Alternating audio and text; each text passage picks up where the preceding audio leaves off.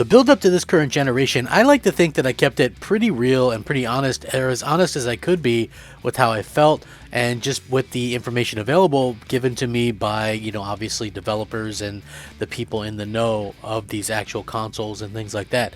With that being said, the main thing that I kind of stressed was, regardless of what Xbox did, they wouldn't be able to outsell Sony and the PlayStation 5. Simply put, the PlayStation brand is just such a worldwide thing, and Xbox just isn't. I'm not saying that Xbox isn't recognized worldwide. I'm saying in terms of what people buy and what people look to actually invest in, PlayStation just has them beat, especially in a lot of the Asian markets and European markets, where the Xbox is only pretty much most relevant spots are obviously North America. You have like the UK and stuff like that are obviously going to be big havens for Xbox. But when it comes to overall, I think that we all need to see and agree. That's the biggest part, not just seeing, but agreeing that when it comes to video game consoles, the better that all of them do, the better off we all are, right? Let's hold off this whole streaming only option that these companies want as long as possible, and let's continue to support the consoles. And this news from Phil Spencer himself really goes a long way to show just how far things have come from last generation to this generation, and what a difference a generation can make when you stop shooting yourself in the foot ahead of time. That's, I think, the thing that Microsoft learned the most from last generation. It's going to be a video you don't want to miss. Hey there everyone, I'm the Crapgamer, and this of course is Crapgamer Reviews. Your home for gaming news, opinions, reviews, and much more, of course.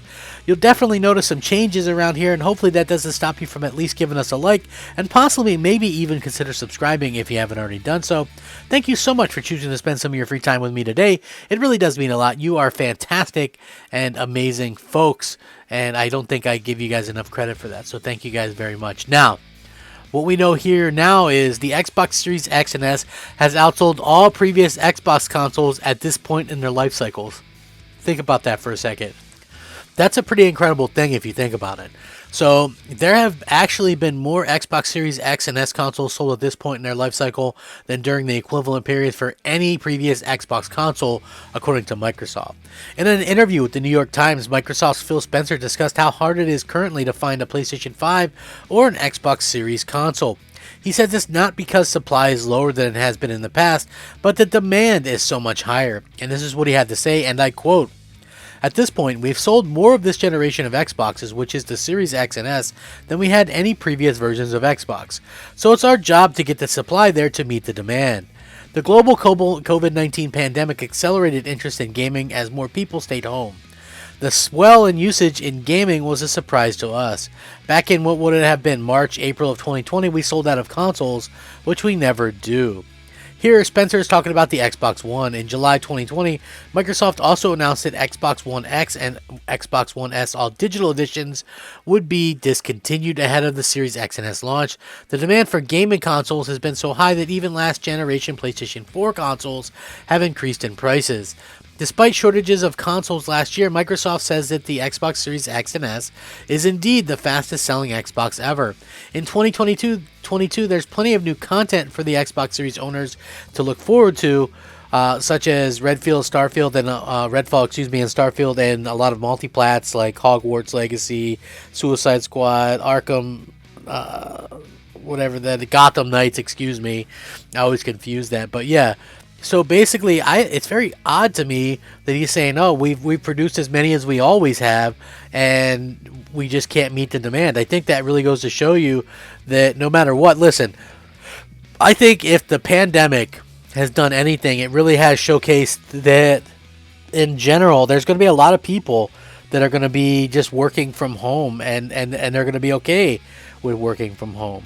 And a lot of businesses have found out, hey, they can do things with workers from home, and that works just fine as well. So I think that that's something that everybody's going to have to kind of deal with. And then the fact that there's so many people that are kind of doing the home life, it really makes sense, in my opinion, that video gaming kind of takes off the way that it does.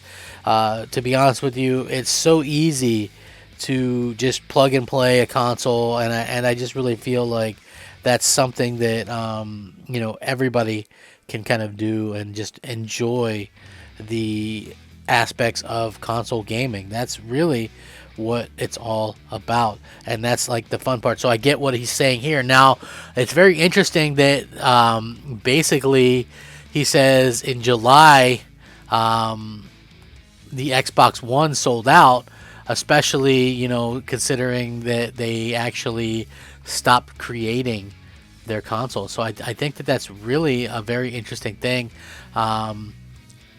when you look at it. So he says in March, April, they sold out, and then in July, which was just a few months later, they basically stopped production on the Xbox One. So they had to have probably slowed down production. So you have to wonder, you know, if this is some kind of spin or something. I'm not going to like lie and say that couldn't be some kind of spin or whatever, because I do think that we were getting like record-breaking console sales at that particular point. But yeah, very interesting for Phil Spencer to come out and, you know, just be honest about this stuff, you know, and say, hey, the Xbox is selling more and more than they've ever done in the past. And I think that that is fantastic that they were able to do that much, especially because so many people, even myself, you know, I've kind of dogged them in the past for, you know, the things that they've done and the things that they maybe haven't done. I don't think that they've really done that much in terms of, you know, pissing people off lately. But according to this report anyway, over 12 million units reportedly shipped, which is pretty impressive if you think about it. So obviously there's a global semiconductor shortage as well, and it has affected the game industry in a big way, with supply constraints affected the sales of all consoles on the market, though perhaps not as much as one might think. Like I said, see, it is a little bit odd that we're hearing this because Phil Spencer said that, you know, it's as big as it's ever been. So that's very much a very interesting aspect or whatever. Now, Microsoft hasn't actually provided sales figures for its consoles for years. Let me say 2014. So 8 years, 8 years ago. So yeah, there's no word on how much the Xbox Series X and S have sold collectively. However, Z Huge says they're estimated to have shipped over 12 million units worldwide, up from an estimated 6.7 million units at the end of September of 2021. He notes that Microsoft's strategy of launching two separate SKUs of their new generation has paid off, and it has helped offset supply chain issues. In comparison, the PS5 had shipped 13.4 million units worldwide as of September 2021. So yeah, that's very interesting to look at. I'm not sure possibly where the PlayStation 5 is right now. It's definitely above the 13.4 million from September, because I mean, obviously they're doing a lot, but October, November, December, you know, I would put, like, it's hard to really estimate. Like, these are all just estimations, but I think some estimates had them at like 17 million or something like that. So if you want to say 12 million to 17 million, that's still much closer point than what we've seen Xbox and PlayStation pretty much in forever, you know. So that's really good news to see both doing extremely well. I, of course, will link this so you guys can check it out and let me know what you think. I really do appreciate each and every one of you. Rack them up, fact them up, crap gamer them up. Let me know how you feel about this. Maybe Microsoft is doing a lot of the right things. Seems to be taking off. Crap Gamer, out.